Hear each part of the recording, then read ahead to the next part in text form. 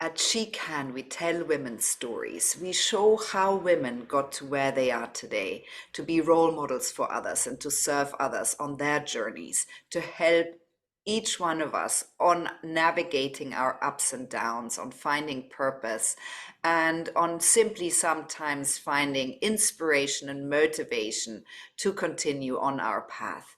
Today, I'm very excited to talk to Linda Cruse. Linda, it's a real honor to have you on She Can. You're an international humanitarian, a world-class leadership coach, an entrepreneur, a speaker, an author of 2 books, and founder of the Race for Good. You are often found in dangerous places on our beautiful planet Earth.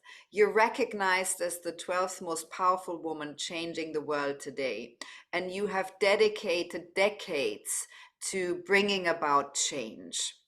You facilitate business leaders and students worldwide to find creative and sustainable economic solutions that have the power to lift communities from the grip of poverty or the depth of disaster.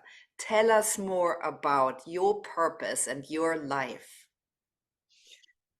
Thank you so much. It's been, like all our lives, an incredible journey. And the way I arrived at being an international humanitarian has its own story, of course. So I was a young mother. I was married when I was 20 and had 2 children before the age of 26. Yeah. And I felt so happy and fulfilled. And I was living my life with my children, husband, and my career, which was a nurse, which I absolutely loved. Sadly, the marriage failed, and I needed to take a job where I could take care of my children. So I left a job that I loved Yeah. and took a job for money. Mm. Herein lies the sadness. When I took this job and went off my path to earn money purely for my well-being of my children, but still it started to destroy me. And the stress became so much, I went blind while I was driving. Mm. And it was the biggest wake-up call for me to realize that I had gone so far off my path. My body was shouting at me to stop. Yeah. And at the time when I was sitting there, not being able to see, I was angry, terrified, and then I started to pray. Mm. And the prayer was, if my sight comes back, I will find what I was born to do. Yeah. And it was a cry from the soul. And I was lucky. It was stress blindness or hysterical blindness. And within 2 hours, my sight came back. But I didn't know that at the time. Mm. But I'd made that pledge and that promise. And when my children were living their dream and off living their lives, I sold everything I owned and started my life as a humanitarian. And that was 25 years ago. Linda, it's an incredible story. So tell us a little bit more in the last 25 years. The first time you went out, how did you know that this is now your purpose, that you are going to be a humanitarian in the places in the world where people need you the most? And then you made a real purposeful career out of that. You are highly recognized internationally. You've brought about so much change, and you keep on doing that. Yes, I think when I took that big leap, you never know if it's going to. I had no idea if I had the strength, the courage, the capacity to do it. But I did do a lot of self-reflection before taking that leap, because when you start to understand what really raises your energy so highly and that makes you feel so happy and the time flies by. And I realized I had the courage, capacity, the sense of adventure. Of course, I was a natural carer. I'd been a nurse, Yeah. but I love differences. I love the world. I love to be in the unknown. And so I could feel that it was likely to be a great fit. Then you have to take the step. You have to do it. And I'm known around the world by the word action because I am a doer. And so, although I did the self reflection, it was time to actually go and see if I could do it. And at the beginning, I thought, will I be able to live in a country where I don't understand the language, where the sanitation is very doubtful, where the food perhaps I don't like at all? Can I really be of sincere service to these people with all of the life experiences I've had in my talents and my qualities? And I realized as soon as I started that I could dig deep and help in so many different ways when I was in these very unusual, diverse places. And it was that sense of feeling on track. And please listen to the word. It's a feeling. You have to feel. You have to really go inwards to say, is this really where I should be? And I felt 100% it was, which led me on to then realizing that if I could go to these places, how could I be of the most service? What gap was there within the world of being a humanitarian that I, with my skills, I could fill and be useful? And I was a mature woman. I had many skills. And as I was looking at what this world was doing currently in the humanitarian sector, I realized there were two sectors of society that were not being invited to really help and support some of the critical issues we had. And that was the private sector and students. So this is what I've dedicated my whole 25 years to, is I'm always the one on the front line in the critical place, but I invite students and business leaders to help me solve the problems. The best and brightest brains are often in industry. That's why we have the Teslas and the big, new wonderful products coming out. And I'm like, yes, we must apply this intelligence to our critical issues. And also these wonderful students coming out of schools and university. So I have literally, wherever there's been a natural disaster, whether it's tsunami, earthquake, typhoon, if there's a war zone, I will go in and help recovery. But the problems are massive.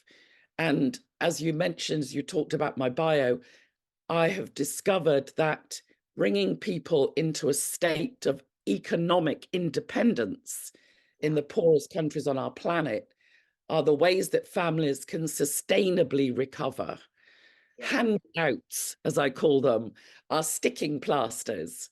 You can hand out blankets and tents and food for a period. But then that's not the way you give dignity to people. You've got to ensure they're strong enough to feed their own families and to care for their own people.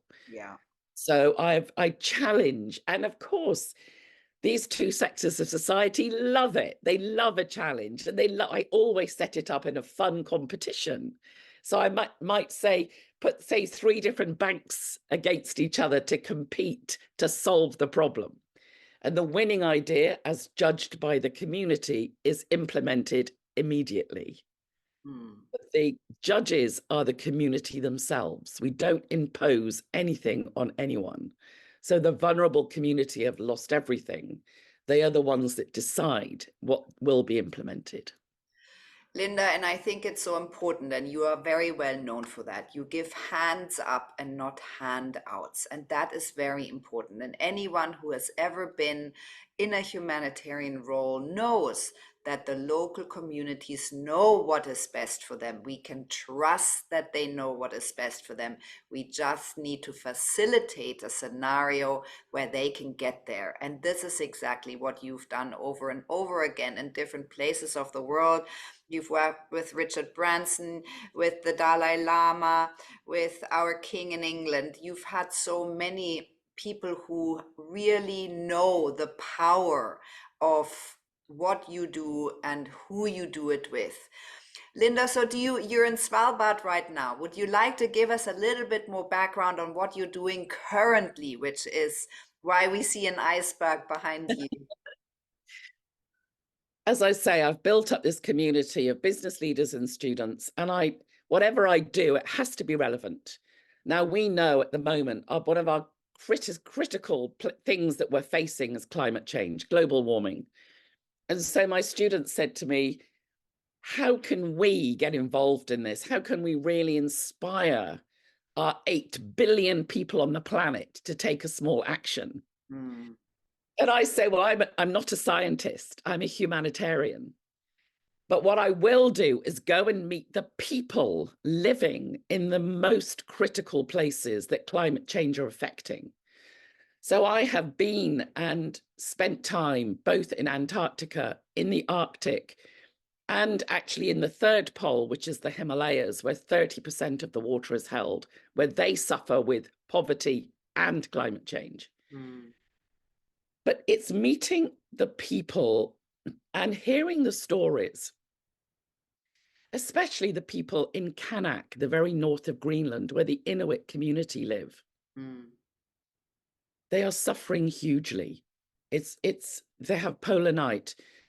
They can only go out and hunt to survive when there's enough sea ice. And the stories they are telling me, and now we're spreading out to the world through my network with Race for Good, is that it is real what is happening. And now they are falling through the ice and dying on their sledges with their dogs because the sea ice is not thick enough for them to hunt for many months of the year. Yeah.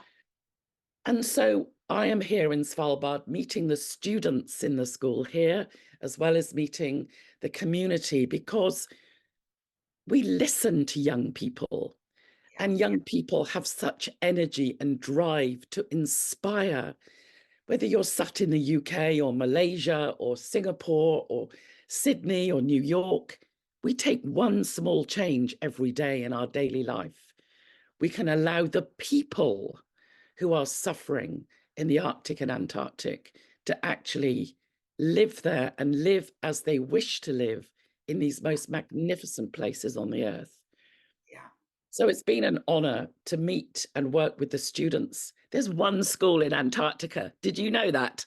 I did not know that. Well, there is, and incredible students who talk about the magnificence of the place and what we can do. So I'm here to share the humanitarian reality, Yeah. to tell the inspiring stories for us all to take that small change that will make a big impact. Yeah, Linda, which couldn't align more with our mission, because we know the power of storytelling and that we need to tell all the stories to bring about change. And that is just about anything that we need to bring change to. And so we're very, very thankful for the incredible work that you do, Linda. What would you say is your sort of main motivator going forwards with all these decades of humanitarian experience that you have? It is absolutely the power of one that I can see that every single day I get up. And by the way, I will never retire. When people say to me, when will you stop? I'm like, the day I take my last breath. Beth, But yeah. I am looking for wheelchair pushers. There'll be a queue. But I mean, I really feel that every day you inspire, you touch a life, and the ripple effect of what those people go on to do is incredible, because they understand that their action, their words, their care, their kindness, their ability to have a positive mindset, that there is no doom and gloom. It is up to us to take those positive steps. And so it inspires me every day to step up and step out. And I meet the most incredible people taking action. Yeah. Linda, and so what would your top qualities be that serve you every day, that you're able to do what you do on a daily basis, which is really pushing the envelope and changing narratives? Gratitude. Wake up and feel how lucky we are. It's a privilege to be here on this planet. Say your first word is thank you. Realize that what we are experiencing every day is so magnificent. And it is always the simple things that really fill your heart. Care for people, be kind, say thank you, and just be one of those human beings that are here to serve. And it comes back to you in bucket loads. And the joy that I feel as I walk around my day-to-day life is off the charts. And I know that that energetic feeling has such an effect on others. And the ripple effect is massive, but it's up to every single one of us to get up with that mindset of, yes, positivity, optimism. Of course, we have problems. How can we solve them? How can we handle them? Linda, so give us some top tips for anyone who's listening, whether that's older or younger, on how we can find that purpose and that motor inside of ourselves that we don't think this is too big and whatever I do, it won't change anything. How can we find that purpose and that attitude, that can-do attitude that we all can make a difference? I think it's a very, very important thing. I went blind before I really realized what my purpose was. And I feel I was too distracted by everything else. And I believe that our world gets more complicated and more distracting. So taking those times for that self-reflection, what makes you happy? Be so proud that you are totally different to everyone else on the planet. And it is up to us to actually realize what makes us happy, what makes our heart sing. Because I promise you, if you keep digging into that and spending more time in that zone, this is what you were born to do. And you will feel that alignment and the doors will fly open, even though you feel, oh, that will never happen, that's not possible. Why do you think I know people like Richard Branson? It's because I'm totally aligned. Why do you think our king, who is the most incredible humanitarian, I met him way back in 2001 in a very random way, total alignment with the purpose that I have on the planet. Doors fly open, but we must be conscious that we are here to find our purpose. Linda, that was beautiful. Thank you so much for these incredible tips. What are you most proud of to date? You know, there's so many things I could talk about, and I literally have rescued and saved and uplifted thousands of lives around the world in the most difficult situations you can possibly imagine. What I'm really proud of is that every single day I am empowering and inspiring individuals to be the best they can be, because it's up to all of us. And I feel that is something that I am naturally able to do. So whether it's a tsunami survivor or in a refugee camp or in the HSBC Bank or here in Svalbard, in the most northern place on the planet, it's the power of one and the ability to actually inspire as many people as possible to be them, to be you, and to be part of the greatest, most positive impact we can all make on the planet. Linda, I'm wondering if this power of one that you embody that so powerfully, is that what gives you the resilience to get over all the challenges that you face in your daily life? Yes, it does, because I have a very big commitment to being disciplined with my thoughts, with my words, with my feelings, with my actions. So although, like everyone, I'm human, I may feel incredibly sad, upset, disgusted at things that I see, but I always know there's some positive step I can take Mm. to overcome and to move forward.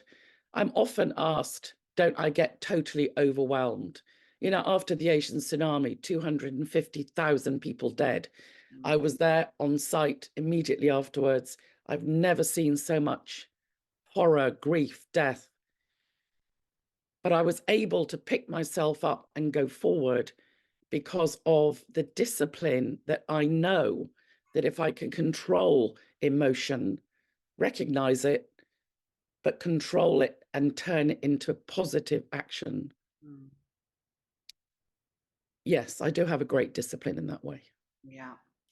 Thank you for showing that to us, Linda. So tell us a little bit what your next couple of years look like. What are you cooking up new um, projects, or how is Race for Good going to develop further? I was fortunate enough last December to be invited to speak at COP28 in Dubai regarding the climate change work I'm doing around the world. I know that will be a very key topic going forward for the next 2 years because it's so important Yeah. for all of us and the people I work with especially.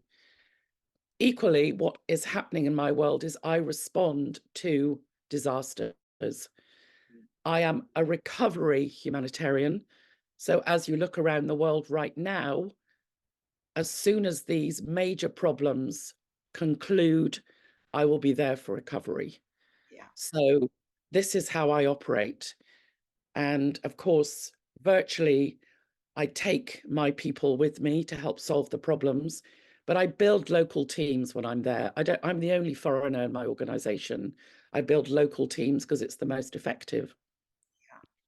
But that's the combination. It will always be climate change, I believe, for the next 2 years.